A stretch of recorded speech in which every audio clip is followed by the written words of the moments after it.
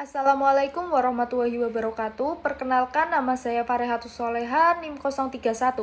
Di sini saya akan membahas mengenai implementasi kedaulatan dalam negara hukum.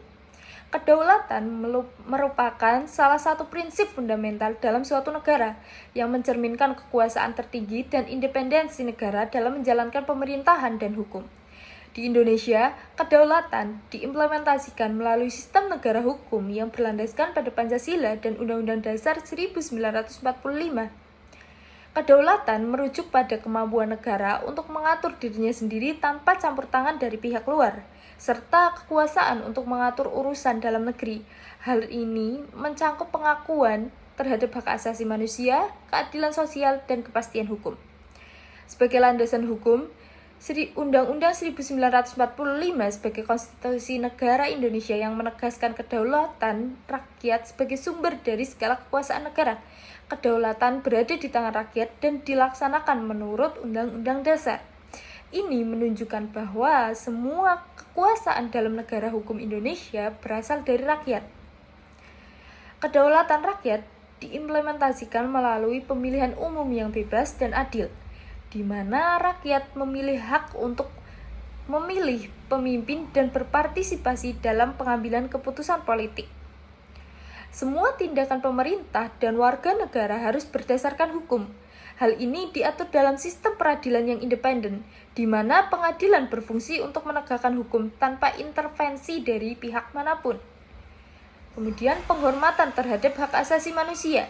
Kedaulatan negara harus sejalan dengan penghormatan terhadap hak-hak manusia. Undang-Undang 1945 dan berbagai peraturan perundang-undangan mengatur perlindungan hak individu dan kelompok. Kemudian keadilan sosial. Pembangunan hukum harus memperhatikan aspek keadilan sosial. Kebijakan publik harus mengedepankan kepentingan masyarakat secara keseluruhan, bukan hanya segelintir pihak saja. Tantangan dari implementasi sendiri ialah korupsi. Praktik korupsi dalam pemerintahan dapat mengganggu prinsip kedaulatan dan keadilan. Kemudian ketidakadilan hukum.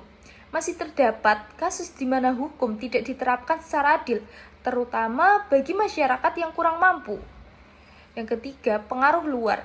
Globalisasi dan pengaruh asing terkadang memengaruhi kemandirian kebijakan dalam negeri.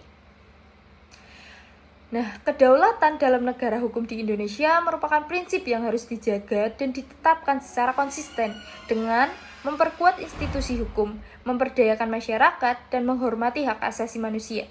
Kedaulatan dapat terwujud secara optimal, sehingga cita-cita bangsa untuk menciptakan keadilan dan kesejahteraan dapat tercapai. Melalui upaya bersama, Indonesia dapat mewujudkan negara hukum yang demokratis dan berdaulat. Sekian. Wassalamualaikum warahmatullahi wabarakatuh.